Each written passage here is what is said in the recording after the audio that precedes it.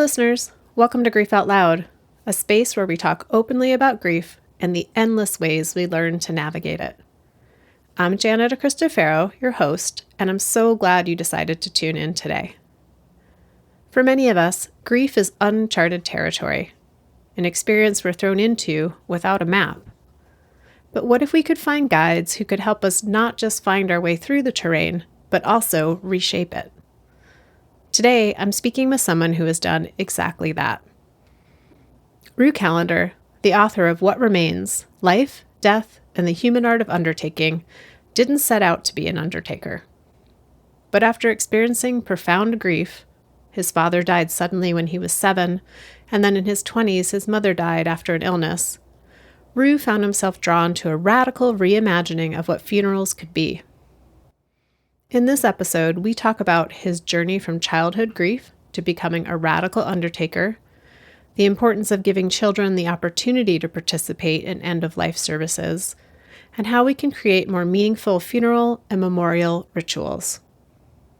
It's a conversation filled with honesty, warmth, and even a little humor, as Ru invites us to rethink what it means to grieve and to honor the people in our lives who have died. Ru, thank you so much for making the time difference between the United States and England work to be part of Grief Out Loud today. Oh, thank you very much for inviting me. So I know, we connected because of your new book, What Remains, Life, Death, and the Human Art of Undertaking. But I most want to hear about you. So I was curious if you could talk a little bit about your parents, your dad who died when you were 7 and your mom who died when you were in your 20s. How did they live?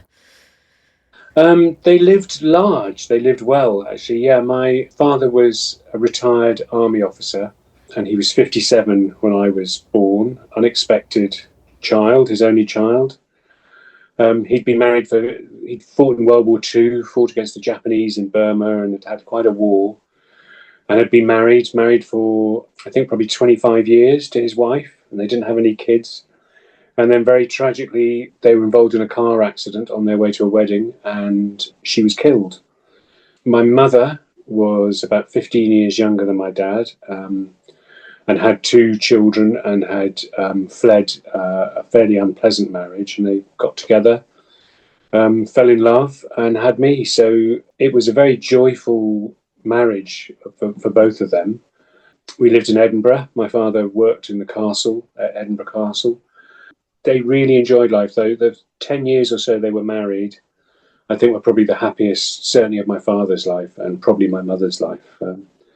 So yeah, and it was I suppose the defining moment of my childhood when he died when I was 7.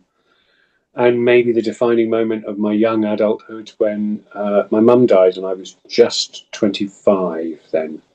So I had a stepfather who remained, who was absolutely great. But it did feel a bit unfair to lose both my parents by the time I was 25. I'm astonished when I meet people in their 70s whose parents are still alive. Yeah, it was a happy childhood, though kind of neatly divided up into parts. It was happy up until the point when my father died, and then it got a bit darker after that. I was curious, with your dad being 57 when you were born, I know he lived large. What was that like for you as a kid? Like, what kind of dad was he? He was a very exciting, very fun-loving man. Couldn't believe his luck that he had got married and had a family. He was, I thought he was the business. I used to wait for him to return. He was retired, but he worked for the army in the castle. So I used to wait for him to return and get him to drill me with a broomstick. So I thought he was absolutely brilliant. But he was very much loved. He had lots of friends. He was always invited to kids' parties because he loved them and kids loved him. So it was, this was the 70s, so everybody was kind of smoking and drinking in the kitchen. But yeah, he was a very happy man, very happy man indeed. And what do you recall about the day that your dad died when you were 7? Well, it's difficult to know whether this is, because I don't think it's implanted memories. I have a kind of very strong memory of the day.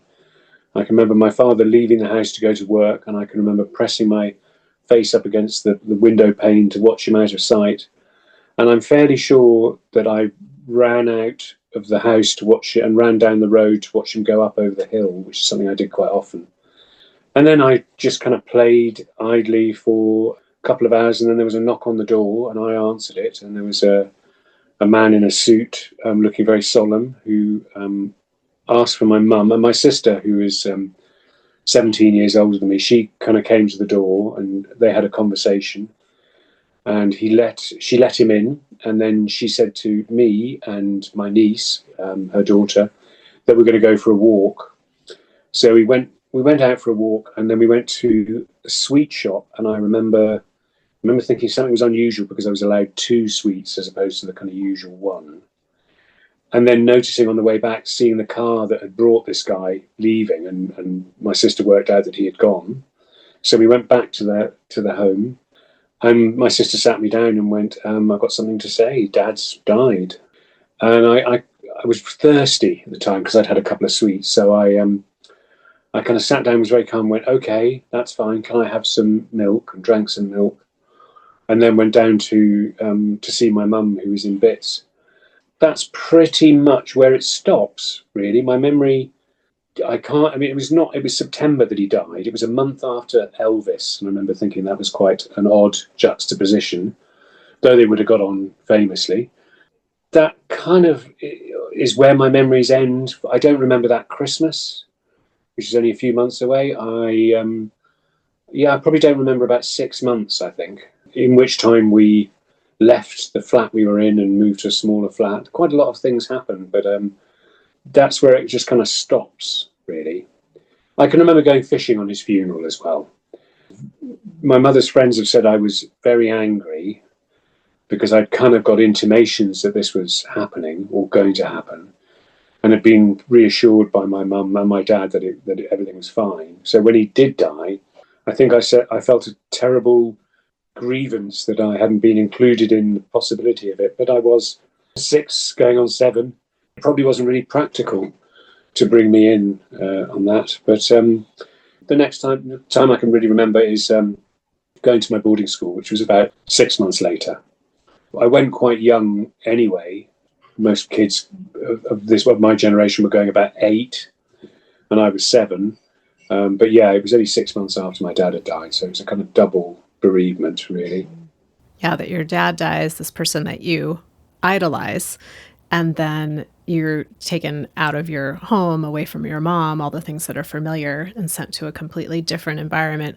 One that I imagine maybe wasn't the best setup for supporting a kid who was grieving, just a guess. I don't think there was anything in place like that at all. I'm sure that boarding schools now have changed a lot, and they have lots of support and resources, but then there was nothing. There was some quite frightening teachers, who most of whom, in fact, nearly all of them had seen active service in World War II, and some of them had been tortured in Japanese prisoner of war camps. So it was a curious thing to then kind of bring them back and put them in charge of young kids. And there was a rather brusque matron, which was as far as kind of pastoral care went. So no, I don't remember ever having anyone talk to me about it. Obviously, it was quite present, and I think a lot of the staff probably knew, but there wasn't any kind of, there was no kind of counselling or time out or anything really. So boarding schools in the 1970s in Britain were pretty grim, really. They were institutionalised austerity, I suppose, and certainly emotional austerity, which was kind of the point of them. I think that, this idea that boarding schools were kind of created to provide the ruling class for the empire, and so they prized a kind of certain emotional detachment. So there were no resources. I imagine, not that I think a bereaved 7-year-old boy would be sent away to boarding school these days, but if they were, I think there'd be an extraordinary array of counsellors and therapists around them to kind of help them. But no, I didn't have that. Do you have a sense, Ru, then of when did grief and grief about your dad kind of come into your consciousness? Because I'm picturing you like, my dad has died and maybe I'm angry and I don't remember and I go to boarding school and nobody talks about it. Like, when did you have a sense of like, oh, I'm a kid who's grieving? Well, as you know, Jana, you can kind of postpone grief really, and I think when you're that little, you go into a kind of prolonged shock which lasts several years. I don't really actually think I properly started to grieve him maybe all the way until my mum died. I became aware when my mum died. She was ill for about 4.5 years, which is kind of long enough to be appalled by the initial diagnosis of non-Hodgkin's lymphoma, but then kind of getting used to the remissions and treatments and a little bit of hope and all of that. So 4.5 years is quite a long time to kind of hold that in your head when you're 20 at the beginning of it. But I became aware as it got near her dying that I hadn't really properly grieved for my father, and that when my mum died, it was all going to be coming, all my chickens were going to be coming home to roost. But it's funny, I only ever had one. I've only ever had one dream about my father since he died, and it was very telling. It was I was walking down a street with my mum, and suddenly he was there, and I couldn't believe it. And he had a bit of a chat with my mum, and then kind of went shh to me, and he went, I've had to go away, and I'm on a mission. So, and that was it. That was the only dream I ever had of him. So I kind of was like, okay, I can see that I don't really properly believe that he has died on some level. I mean, I know it on an intellectual level, but deep down, there's still a lot of doubt about it. So I'm not even sure whether I've ever properly grieved him, really. But certainly not until I was well into adulthood did I properly understand that. And then how does that contrast, or maybe not, maybe it doesn't contrast with how the grief arrived after your mother died? Well, this again, I've been quite dysfunctional in my own personal grief, really. So I cried the last night I saw her, the night before she died. Went into the hospice to have a conversation with her, and she knew she wasn't going to die that night, but she knew she was going to die the next day, which was struck me as being quite an extraordinary thing to know when you're that near to the end of your life. And I cried on the way back from seeing her. But after that, I didn't cry. I didn't cry when she died. I went into such deep shock. Didn't cry at the funeral. Maybe a tiny tear or something like that, but really not much. And then I continued to not cry for about 7 or 8 months, and started to kind of question myself and going, well, maybe I didn't love her. We had a complicated relationship. I adored her and she adored me, but it was complicated because of being sent to boarding school, which kind of remained unresolved and untalked about. But it was enough for me to go, oh my God, maybe I didn't love her. What sort of a son am I that 8 months down the line, I've not cried. And I was in my house on my own, middle of the day, and I put on. I was happy. I was fine. I was coping with everything. I put on a music track that I particularly loved to dance to, and I was dancing merrily away, wildly dancing, and then just suddenly, it just came over me. It just broke with no warning at all. Just this wave of grief.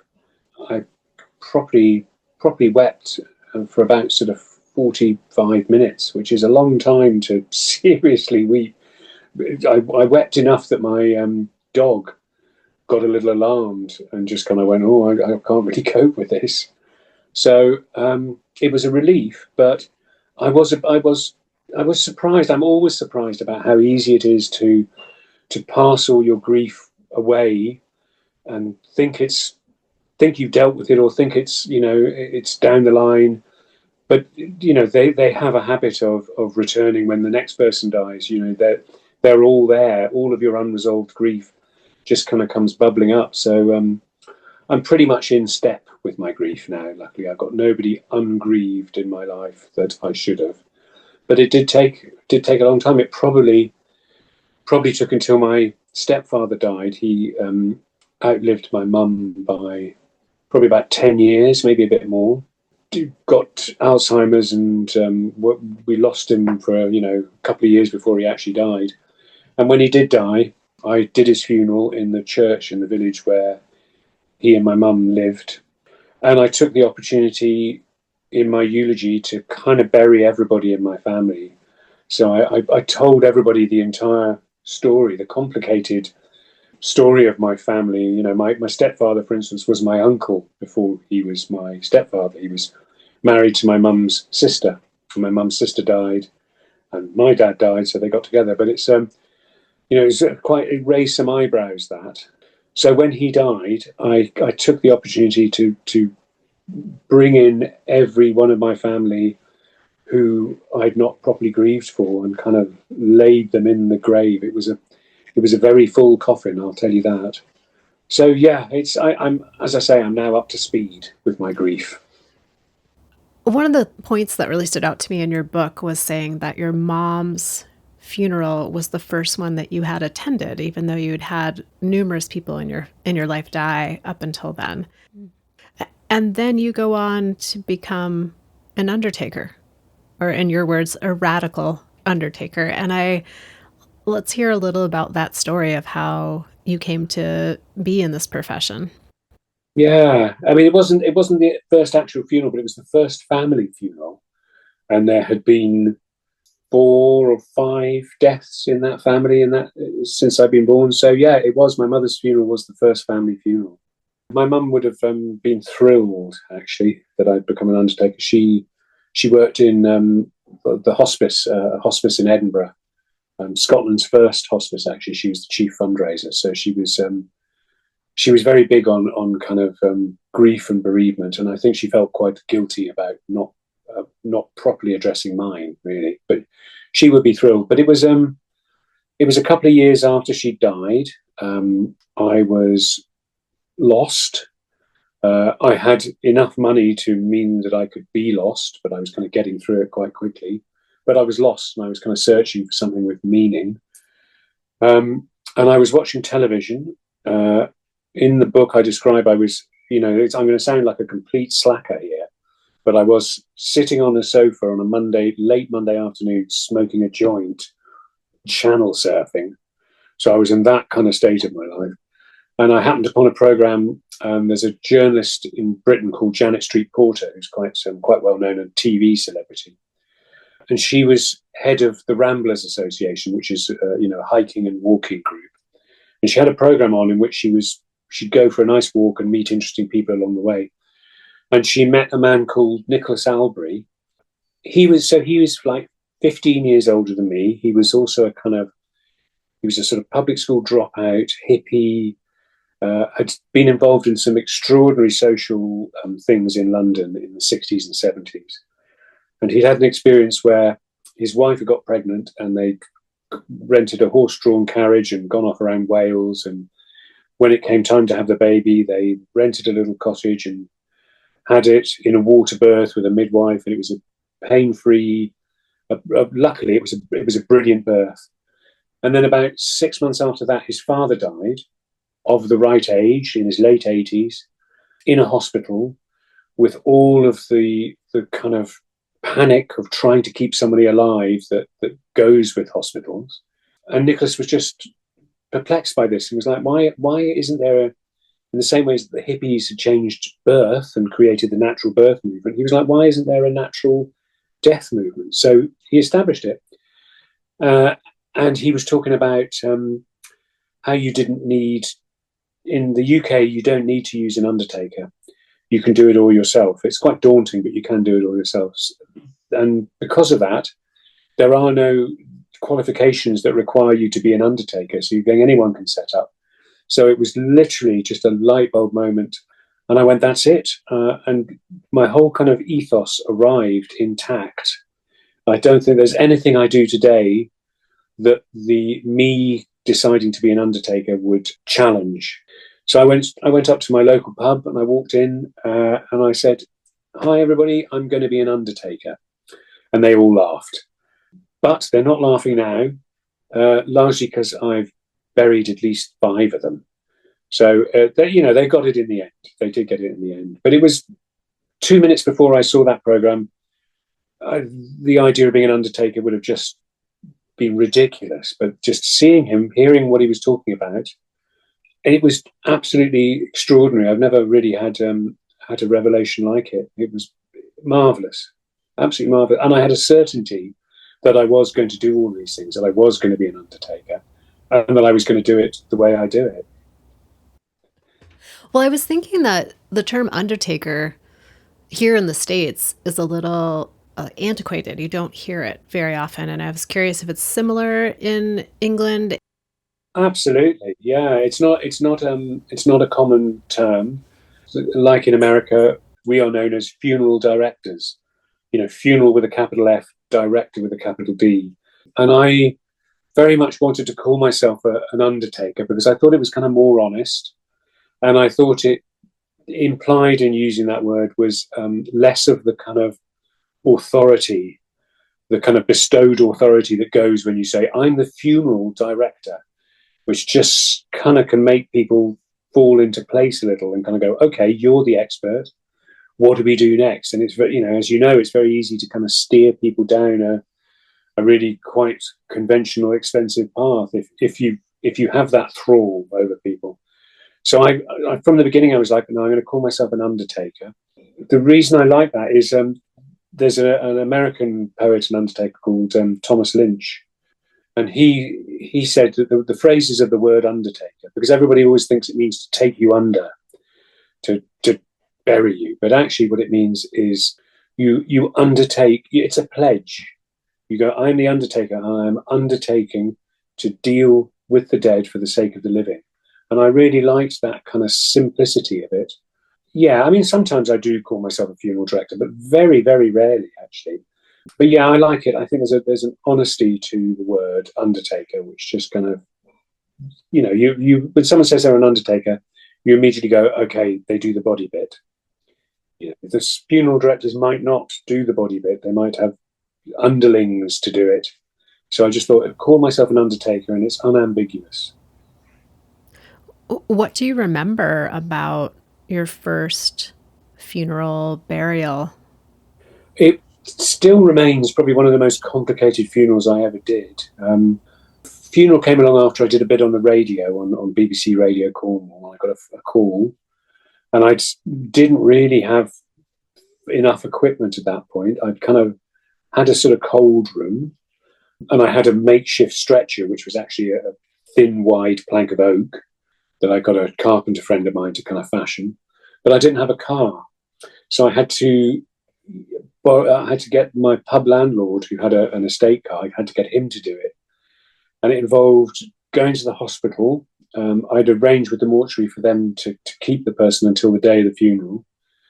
I arrived with the family. We went into the mortuary, into the chapel of rest, and we washed him and shaved him and dressed him. None of which I had done. I think it was it was the first dead body I ever touched.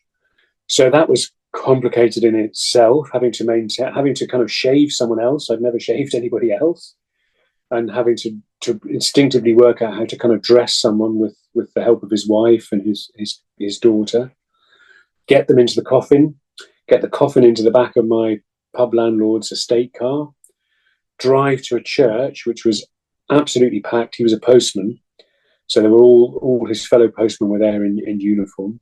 And then after the church service, then take him back into the car, drive him to his friend's house where we dug a grave and buried him, all in the lashing rain.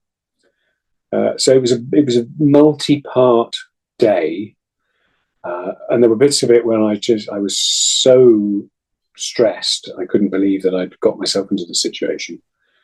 But by the end of it, I was just like, yeah, I can do this. I hope they get a bit easier than that, but I can do this. And I really like meeting people, ordinary people who suddenly reveal themselves to be just this extraordinary strength of character. and are incredibly honest. There's something about when somebody dies that you're in the realm of heartbreak and truth. And yeah, even that first funeral, I was just like, yeah, I really want to do this. Really want to do this. I'm curious, Ru, with your personal experience as a child, with your dad's death, not attending his funeral, how do you counsel or talk with families who may be in that place of not knowing or feeling worried about whether or not kids should attend or not attend? Well, that still happens a lot. I imagine that you probably are faced with that as well in your work. And it's an entirely understandable reaction. Quite often, I'll be arranging, I'll be doing the funeral for someone who's a grandfather in their late 80s. The mother will have young children, and they just kind of go, I'm not sure about bringing Thomas, and Thomas will be 7 or 8. I do say to them, I go, well, did he love his granddad? And you go, oh my God, I adored him. And did his granddad love him? Yeah, he loved him. I went, well, I didn't go to my dad's funeral, and I'm an undertaker. So just be, if you want your child to become an undertaker, you get them to swerve this this funeral. But yeah, it still happens a lot. It's getting better though. I think people now realise that children should be involved, should be at the heart of this if there's children around. Some days, sometimes I open the door, or the door's open to me, and I see the equivalent of myself, a kind of a hollow-eyed, blank-faced 7 or 8 year old who's lost their mum or their dad. It's quite heartbreaking, that, actually. I mean, I did a funeral only a couple of weeks ago for a young man who had died of a brain tumour. He'd had it for 10 years, went the first 4 years without an operation, just managed it with diet. And in that time, him and his partner had decided that despite him having this condition, they were going to have kids. So they had a boy and a girl. The girl was probably 6 and the boy was 4. And luckily the mum was very much, we're going to involve them. So they came to see his coffin on the night before. They didn't see him in it, but he looked beautiful. But they saw his coffin and understood that he was in it. And then they played an absolutely central role in the whole ceremony. The little boy had a bubble gun that he was kind of shooting everyone with as they came in. And the daughter had a beautiful flower crown. And when we carried him we did it in a village hall and then buried him in the graveyard just about 100 foot away. So when we carried him out, she walked in front with a little basket scattering rose petals. And then once he was actually buried, her and her brother completely spontaneously just kind of sat down with their legs dangling over the edge of the grave, just kind of looking, contemplating their father's coffin. It was extraordinary, having helped carry it and just be as physically involved as possible. But I think with children in these events, you need to kind of leave a pictorial record. The way I always think about it is, like me, they're not going to be visiting their grief in the next year or two, really. It's going to kind of grow in them. And they need to, when they are ready to kind of face it, they need artifacts and evidence that they were there and that they fully participated. I mean, I had a friend of mine, her dad died when she was about my age, maybe a little bit younger. And she had older siblings, only a few years older, but she had about 3 or 4 siblings. And when she was well into her 20s, they were all sitting around talking about it. And she said, oh, God, I wish I'd been at the funeral. And they were like, what do you mean? Of course you were at the funeral. You were absolutely there. But because it was the late 70s, early 80s, no one had kind of gone, let's film this kid in the moment. So when they revisit it, 20, 30 years' time, they can find their way back. I always think that it's like being in a blizzard, quite often grief. It's just, it's formless and shapeless and you're stumbling around. But if you can leave little flags that you can kind of see one flag to the next flag and make your way to it, then you can kind of pick a path through it. And I think that's what we try to do with children is make sure that when they do come to revisit it emotionally, that they have got flags to find their way back to the moment and go, oh yeah, I remember doing that. I remember what it felt like to hold the coffin. I remember what it felt like to sit on the edge of the grave, and it's simple, but so needed with kids, so needed. Well, it makes me think about there was a part in your book when you talked about the various, platitudes that we might use to describe that someone has died, and that one of the words that you sort of held in the middle space was lost, and how, we lose a person, we lose a relationship, we sort of lose ourselves and we feel lost. And so I'm really appreciating that imagery of putting the flags to find ourselves again. Yeah, absolutely. Yeah, lost is but the one I really don't like is passed away, which I don't know how is that used a lot in the States. Absolutely. Yeah, it's complete. It's used everywhere in Britain. It's on the BBC 9 o'clock news they'll talk about someone passing away, and it's as far as I can tell, it's a sort of 19th century spiritualist term, which is fine, but it's just funny that it's become this kind of blanket term for everybody. So I don't like that. I don't like loved one either, because not everybody is loved, and they still deserve a funeral. But yeah, lost is the one that I have sympathy for, because that's how it feels, and you do feel that you have lost someone, and you feel that you've lost a physical part of yourself. So yeah, lost is probably the only euphemism that really strikes home for me. I was reflecting too that, in my role, I'm supporting folks are coming to Ducky Center for support, and it's been days, weeks, months, years since the death. And in your role as the Undertaker, you're there moment one, hour one, day one, and the immediacy of that grief. And curious how you personally try to navigate that. Well, a lot of the time, I find the work uplifting. A lot of the time, I do. Most of the time, I find, as I say, I feel incredibly honoured to be invited into people's lives at this intimate, vulnerable moment, and gain their trust, and then create something together. So that's quite uplifting. But every so often, it does, and it's not necessarily the type of deaths, the more tragic ones. Just every so often, it starts to weigh a bit heavy on me. I think I've been through burnout a couple of times. There's also I've got a bit numb at times, which I find scarier than burnout, where you're just going, oh, I'm just not really feeling this as much as I should do. But it always comes back to me. I mean, I used to, in the early days, I was so kind of messianic about it. And I used to go dancing a lot of the all-night raves, and that I found incredibly cathartic to do. And then later on, as I'd been doing it for quite a while, I talk about it in the book, I started making crop circles in the wheat fields around the town in which I live.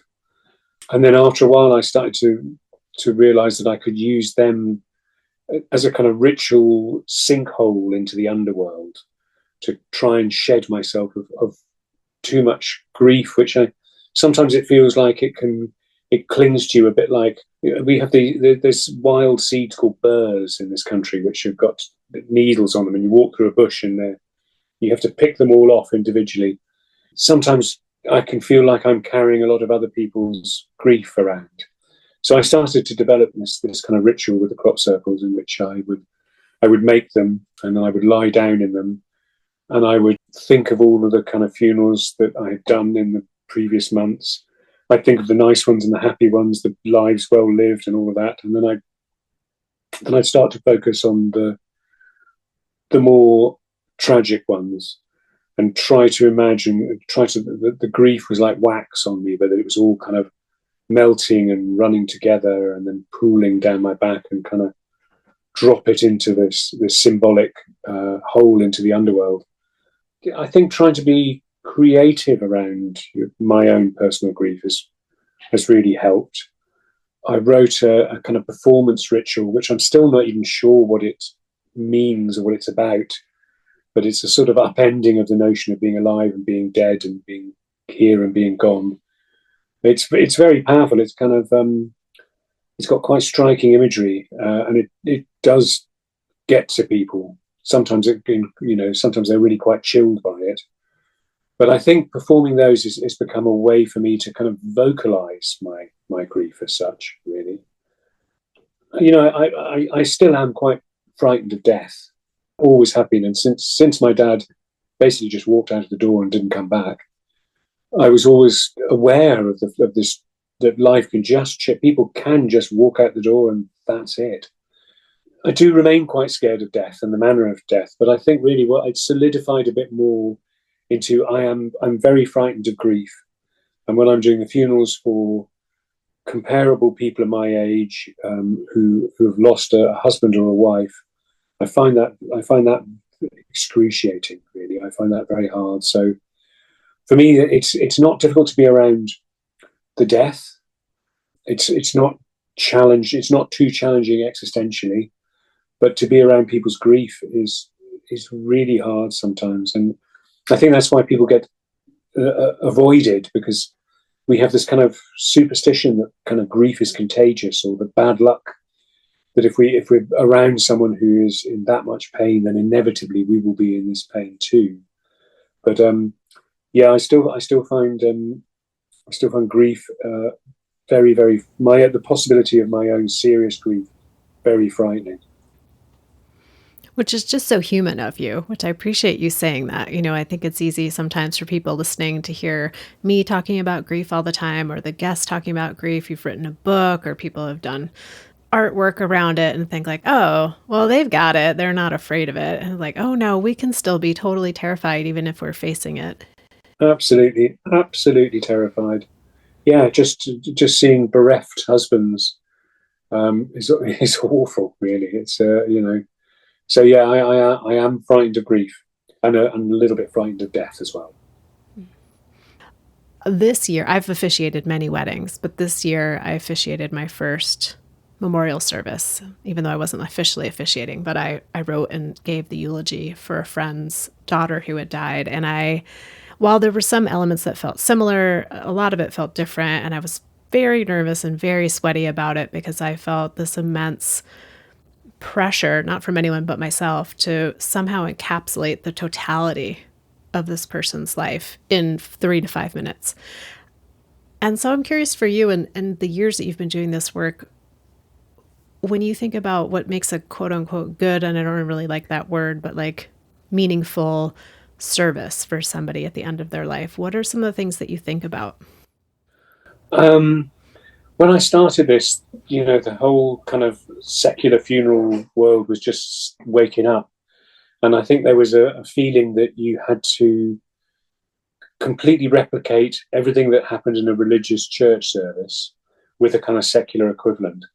So non-religious funerals were quite busy. There would be a lot of things going on, and too much, I think. And I realized that quite early on, of just going, actually, this kind of having a choir singing this and then someone reading that, and you've got like 12 or 13 things going on, is just is just too much, really. So we started to kind of slice back our funerals, pare them back until they were kind of almost as simple as we can get them. And I think some of the most profound funerals I've done have been with two or three people standing around a grave, and not a lot has been said. But there's just a powerful authenticity about a hole in the ground, the weight of the coffin, and the reality of the tears. So I think, but it is important to have, if you're going to be speaking about somebody has got to say it as it is, and to give a proper, full-rounded eulogy, which is very difficult if you don't know somebody. To be able to, my intention when I take a funeral service is to show the family that they have revealed something about the relationship they had with the dead person to me, but they hadn't vocalized it. That the connection between them was so strong that I can see it. And it might take a while to see that. I think one of the benefits of being the undertaker as well as the celebrant is I get so much more time with the family. So much more interactions. Most of the stuff that I need for my eulogies are throwaway remarks or just casually mentioning something that happened, not part of the big framework of their life. It's just a crucial thing. You go, oh, okay. So if they did that when they were 21, that means they're probably like this. And then taking a risk of saying it without showing it to the family, and hoping I've got it right. I think honesty and appropriateness and participation are the three watchwords that we try to use. If you've got all of those going, it'll be a great funeral. Are you somebody who has your funeral pre-planned? Joanna, this is the thing. I always try and talk people out of pre-planning their funerals because if you remember in the book, my mum had planned hers beautifully and thoroughly appropriately, but there was nothing for us to do, absolutely nothing. This person was going to read that, this bit of music, and she came in, it was all done. So I talk people out of organising their own funerals. I just kind of, if they come to me and go, well, I'd like a funeral plan or like this, I go, well, you know what, if you really want to help your kids out, declutter your house before you die. That is the most generous thing you can do to your family. But having said that, I do have ideas about my funeral. They've changed sometimes, but I think I'm coming back to it. I mean, it's going to sound a bit hubristic, to be honest, but what I would like is I would like to be burnt on a funeral pyre. Since I'm in the realm of imagining here, let's say that it's midsummer, that I've died. I would like to be carried in my coffin up a hill in the sort of late afternoon, early evening. I'd like the fire lit as dusk falls with my coffin on it. And I'd like it to be fed with wood all night. And I'd like everyone to dance wildly around it all night. That would be, but of course, it's my family who have to make these decisions, and they might not want that. It might just be a bit too full on for them. It is. I've got someone coming in next week who wants to talk about whether when they die they want a funeral pyre. So it happens. It's a grey area legally in this country.